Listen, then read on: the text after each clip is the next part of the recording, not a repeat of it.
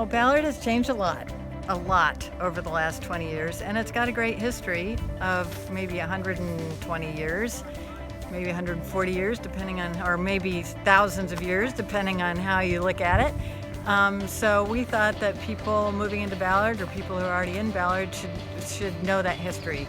And the Ballard Historical Society has done a lot of projects in Ballard over the last 30 years. And we saw this book as a way to aggregate all of that information so it would be around in perpetuity in a condensed form, shall we say. It's sort of a guide to Ballard, guide to historic Ballard. And it's called Preserving Ballard because there are a lot of really cool things that have happened here over time and we want people to know about them.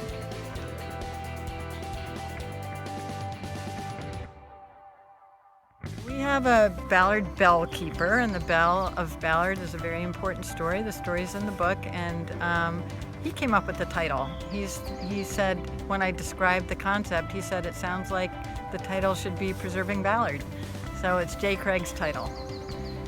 And where we're standing right now is the former railroad station of Ballard that almost nobody knows about. We haven't had a railroad stop on the railroad for decades and decades and decades, but there used to be a train stop here, and I wish there still was, personally. It would be great to be able to jump on the train. But there isn't yet. This whole part of the world was all resource extraction from the get-go. The people came out west for mining, and they came out west for logging. And this was a great place for timber. And that's what really built Ballard. And then the fishing industry came along after that. So there have from the beginning been needs to move things around, and the railroad was here very early on. It runs all the way up the coast, all the way down the coast.